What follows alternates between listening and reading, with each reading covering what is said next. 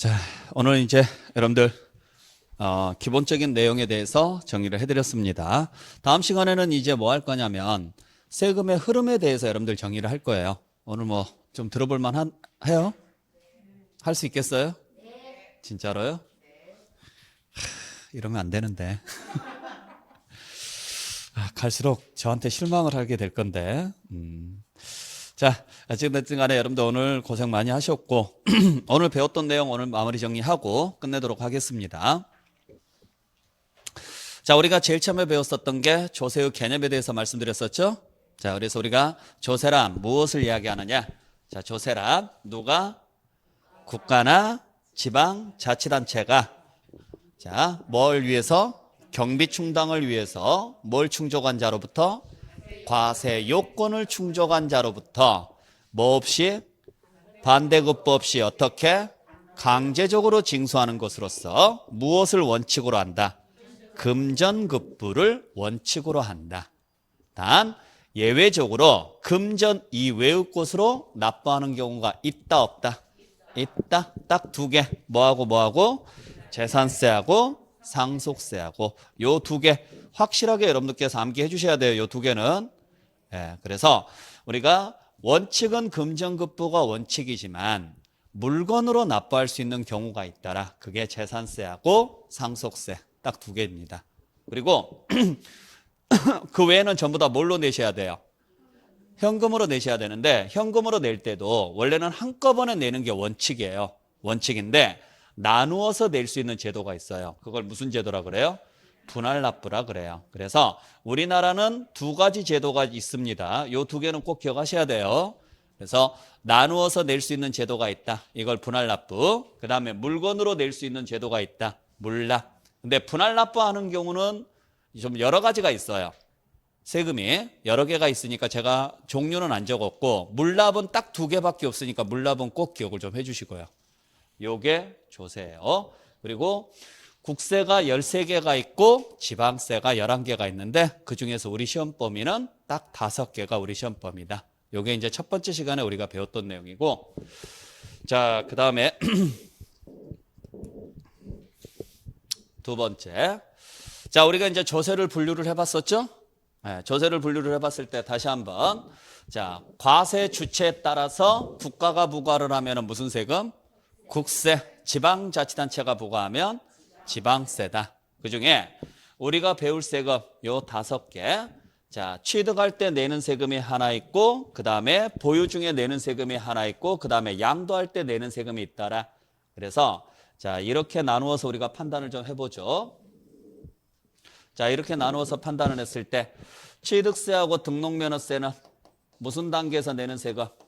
취득 단계에서 내는 세금. 재산세하고 종합부동산세는 보유 단계에서 내는 세금. 양도소득세는 양도 단계에서 내는 세금이더라. 그래서 이게 우리 시험범위다. 그중에 취득 단계에서 내는 세금인 취득세, 등록면허세, 보유 단계에서 내는 세금인 재산세까지가 무슨 세금에 해당하고? 지방세입니다. 전부 다 지방세고 그 다음에 자, 종합부동산세하고 소득세는 전부 다 무슨 세금에 해당한다? 국세에 해당한다. 아시겠죠? 그리고 국세는 국가가 징수하는 것으로서 국가기관 중에서 세금을 담당하는 기관이 어디다? 세무서. 대신 지방세는 지자체가 징수한다. 그때 지자체가 징수하는 것 중에서 취득세는 광역단체인 어디에서? 특별시, 광역시, 도에서. 재산세는 시군구에서. 그리고 맨 뒤에 두 개 연결하자. 도하고 구를 연결해서 등록면허세는 어디에서 징수한다? 도나 구에서 징수한다. 자, 그리고 사용 목적에 따라서 일반 경비에 사용하면 보통세, 특정 목적 경비에 사용하면 목적세가 있는데 우리가 배울 세금은 전부 다 보통세입니다. 우리가 배우는 세금은. 그래서 목적세를 따로 외우셔야 돼요. 목적세 5개 있었죠? 그래서 다시 한번 국세에 해당하는 목적세가 3개. 교농, 교육세, 교통연료 저환경세, 농어촌 특별세. 지방세에 해당하는 목적세가 2개. 지역 자원시설세하고 지방교육세가 있다. 그 다음에 전가 유무에 따라서 전가를 시킬 수 없으면 직접세. 전가시킬 수 있으면 간접세. 우리가 배울 세금은 전부 직접세다. 간접세는 그냥 하나만 기억하자고요. 부가가치세. 그 정도만 보시면 되고. 자, 그 다음에 과세표준 표시 방법에 따라서 가액으로 표시하면 종가세, 수량으로 표시하면 종량세죠. 전부 종가세예요. 가액으로 표시해요. 근데 수량으로 표시하는 경우가 딱 하나 있어요. 그게 뭐냐면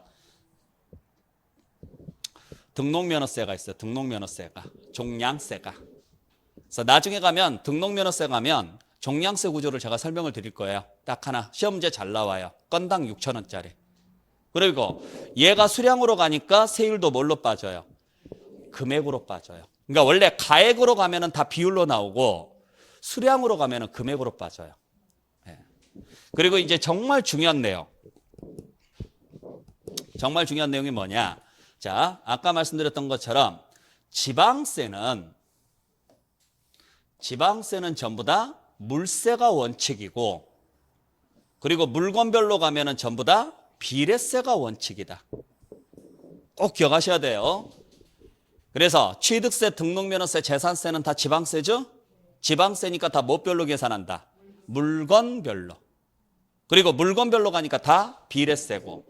그 다음에 종합부동산세하고 소득세는 국세죠? 국세는 전부 다 인세가 원칙이고, 인세로 가면은 무조건 뭐가 나온다? 누진세가 나오더라. 요걸 여러분들께서 잘 좀 봐주시라고요. 아시겠죠? 물론 예외는 있어요. 예외는 있는데 예외까지는 모르셔도 돼요. 아직까지는. 그래서 대표적인 예외가 재산세인데, 재산세는 물세 외에 인세 구조도 동시에 가지고 있어요. 그러다 보니까 비례세 외에 누진세도 나오고, 소득세 같은 경우는 원래 누진세가 원칙인데 비례세가 같이 나와요. 그래서 나중에 가서 이걸 제가 어떻게 여러분들한테 외우라고 할 거냐면, 앞자만 따서 이건 비누라고 외우라고 할 거거든요. 비누. 여러분들 비누 예전에 뭘로 만들었는지 아세요? 예전에 양잿물로 만들었죠? 그래서 비누는 양잿물로 만든다. 원래 외울 때 추접하게 외워요. 써먹을 때만 잘 써먹으면 돼요. 자, 그래서 다시 한번. 지방세는 물세고 비례세, 국세는 인세고 누진세인데, 그래서 원래 비례세가 나오면 누진세가 안 나와야 되고, 누진세가 나오면 비례세가 안 나와야 돼요. 근데 비례세하고 누진세가 다 나오는 게 있다, 동시에. 그래서 비누는 양잿물로 만든다. 그래서 비례세하고 누진세가 동시에 나오는 것은 양도소득세하고 뭐다? 재산세다. 그렇게 여러분들께서 알고 계시라고요. 자, 그래서 이 정도 여러분들께서 정리를 하시면 되는데, 지금 물세냐, 인세냐, 비례세냐, 누진세냐, 이 문제가 시험제 나올 때 정말 잘 나와요. 특히 이 보유세에서 제일 많이 나와요. 그러니까 집을 가지고 있으면은 일단 재산세를 내야죠. 근데 재산세는, 자, 재산세를 내고 그 주택이 너무 많으면 다시 한번 무슨 세금을 내야 돼요? 종합부동산세를 내야 되는데, 뭐라고 문제를 내느냐면, 한 사람이 여러 개의 주택을 소유하고 있다, 이런 식으로 나와요. 이를 합산하여 이렇게 문제를 내요. 그러면 재산세에서는 맞는 문장이에요? 틀린 문장이에요? 틀린 문장이죠. 그죠? 왜냐하면 재산세는 물세니까 한 사람이 여러 개의 주택을 소유하고 있어도 합산하면 돼요? 안 돼요? 안 되죠? 근데 종합부동산세에서는 이게 맞는 문장이라고요. 그게 시험 문제예요. 그래서 납세무자가 여러 개의 주택을 소유하고 있는 경우 이를 합산하여 세율을 적용한다. 근데 그게 재산세 문제에서 나오면 틀린 문장이 되고, 종합부동산세 문제에서 나오면 맞는 문장이 돼요. 이런 식의 문제. 그리고 30회 때는 무슨 문제가 나왔느냐? 다음 중 누진세가 적용되는 경우가 아닌 것은 취득세하고 등록면허세. 취득세하고 등록면허세는 누진 구조가 아예 없어요. 왜 그러느냐면 이유가 있어요. 생각해 보세요. 정부 입장에서는, 우리 입장 말고 정부 입장에서, 여러분들 세법을 해석을 할 때는 무조건 채권자인 정부 입장에서 바라봐야 돼요. 왜냐하면 세법은 세금을 거두려고 만들었어요? 세금을 돌려주려고 만들었어요? 그러니까 채권자 입장에서 만든 거예요. 그러면 채권자는 많이 받길 원해요? 적게 받길 원해요? 빨리 받길 원해요? 늦게 받길 원해요? 그래서 세법은 많이, 빨리예요. 그리고 채권자는 채무자를 믿을까요? 안 믿을까요? 그래서 세법은 여러분들을 안 믿어요. 안 내면 원래 무슨 일이 있어서 안 낸 걸로 보는 게 아니라 무조건 도망가려고 안 낸 걸로 봐요. 그게 세법의 원칙이에요. 자, 근데 그러면은 정부 입장에서는 누진세를 만들어 놓은 이유가 뭐 하려고 만들어 놨어요? 많이 거두려고. 그 이유예요. 많이 거두려고 만들어 놓은 거죠. 문제가 되는 것은 뭐냐면 취득 단계에서 누진세를 적용을 하면 사람들이 부동산 시장에 들어올 수 있어요, 없어요? 진입 자체를 하기 힘들겠죠. 그러면 그게 말이 안 되는 거잖아요. 왜? 자, 여러분들께서 이 학원에 등록을 했잖아요. 요 공부를 하기 위해서 등록을 했죠. 등록하는 그 순간에 진짜 공부를 할지 안 할지 알까요, 모를까요? 네? 모르죠? 아니, 그러니까 여러분들이 등록을 하면서 나 공부할 거야 하고 등록을 하셨단 말이에요. 근데 우리들이 봤을 때, 아, 이 사람이 진짜 공부를 하려고 온 거야? 아니면 그냥 집에 있기 싫으니까 나온 거야? 그럴 수도 있잖아요.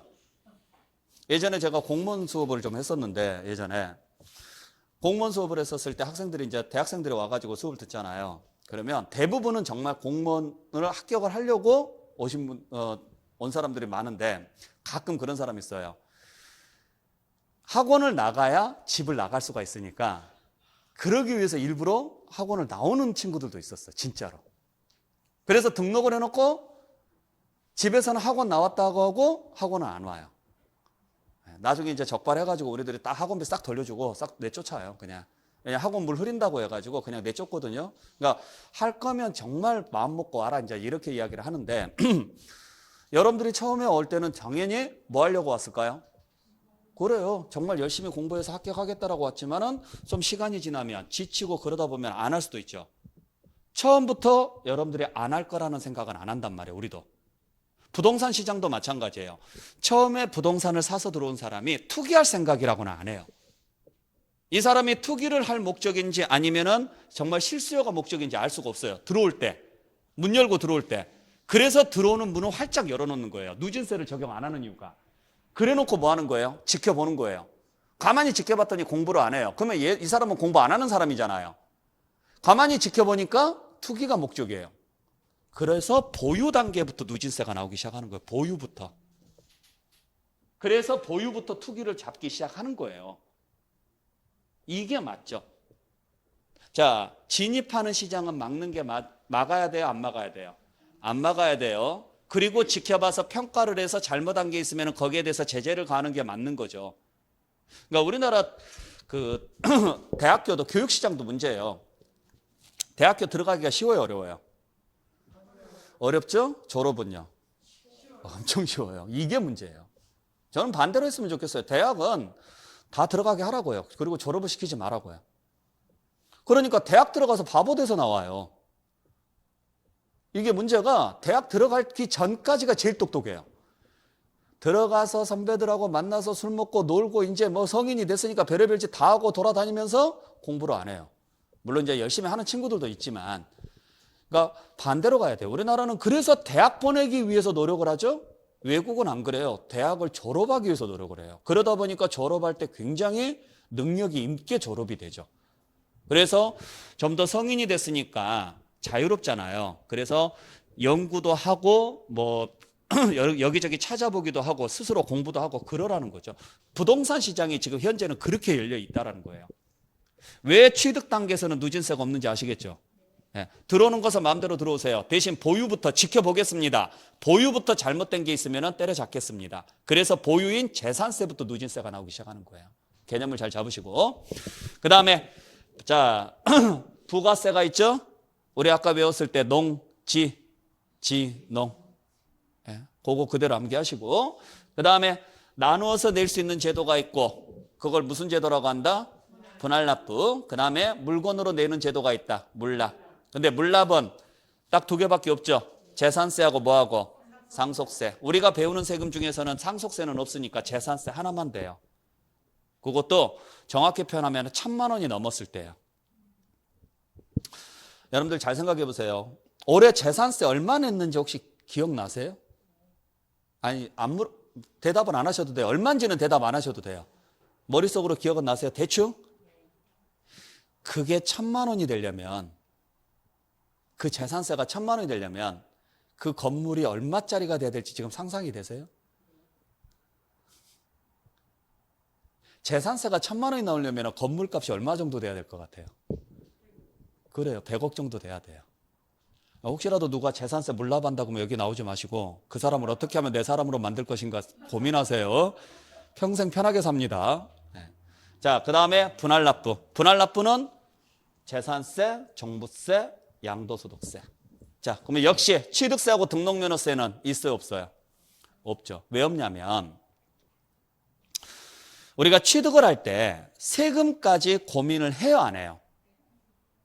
취득을 할 때 하죠. 그러면 취득을 했다는 이야기는 이미 세금 낼 돈을 준비를 했다, 안 했다? 그래서 취득 단계에서는 물납이고 분할납부고 인정을 안 해주는 거예요. 세금 낼 돈을 다 준비해서 취득을 한 걸로 봐요. 그래서 있는 돈 없는 돈 다 연끌해가지고 취득을 했더니 돈이 있어요, 없어요? 이제 취득하는데 다 썼죠. 그랬더니 이제 보유세 내래요. 이제 돈이 없는 거예요. 그래서 보유 단계부터 이제 이게 허용이 되는 거예요. 보유 단계부터. 그러니까 만약에 시험제 나왔을 때도 마찬가지. 그리고 보유 단계부터 분할납부는 다 되죠. 근데 물납은 여기밖에 없어요. 종부세는 물납제도 없어요. 종합부동산세는 세금을 거두려고 만들었어요? 투기를 잡으려고 만들었어요? 그렇기 때문에 혜택을 줄 이유가 없는 거예요. 그 다음에 양도소득세는 왜 물납이 안 되느냐면 상식적으로 한번 생각해 보세요. 양도소득세는 왜 내는 세금이에요? 글자 그대로 해석하세요. 양도소득세는 팔아서 이익이 있어야 내는 세금이에요. 그러면 팔았을 때 내가 예를 들어서 10억 받고 팔았어요. 세금이 10억 이상 나올 일은 없어요. 절대로. 왜? 판 가격에서 산 가격을 빼잖아요. 그 남는 이익에 대해서 낸다니까요. 그러니까 내가 팔아서 받은 돈보다 더 많은 세금이 나올 일은 절대로 없다는 이야기예요. 그러니까 물납을 허용해 줄 이유가 없는 거예요. 왜? 받은 돈으로 내면 되니까. 그래서 양도소득세는 물납 자체가 없어요. 자, 그래서 오늘 배웠던 내용이 여기까지입니다. 간단하게 여러분들 정리해 주시고 다음에 가서 이제 제가 이번 이제 11월, 12월 과정은 말고 1, 2월 때부터는 제가 이럴 거예요. 자, 취득세 들어갈 때, 자, 취득세는 지방세로서, 취득세는 취득할 때 내는 세금으로서 지방세고 특별시, 광역시, 도세입니다. 그리고 보통세이고 직접세이고 물세고 비례세고 농어촌 특별세가 부과되고 물납이나 분할납부 제도는 없습니다. 이런 식으로 설명을 할 거예요. 자, 그걸 외워야 돼요? 아니라고요. 외우지 말라고요. 반복해 드릴 테니까. 외우지 마시고 제가 지방세입니다. 아, 지방세. 보통세입니다. 아, 보통세. 알아듣기만 하면 돼요. 아, 나 들어본 적 있어. 그러면 돼요. 지금은. 11월, 12월은 무슨 과정이냐? 친해지는 과정. 내가 세법하고 친해지는 과정. 친해진 다음에 이제 서로가 대화를 좀 많이 해봐야죠. 나중에 가서. 자, 그래서 오늘 여기까지 해서 마무리 정리하도록 하겠습니다. 자, 수고 많이 하셨고 다음 시간에 여러분들 다시 뵙도록 하겠습니다. 마치겠습니다. 수고하셨습니다.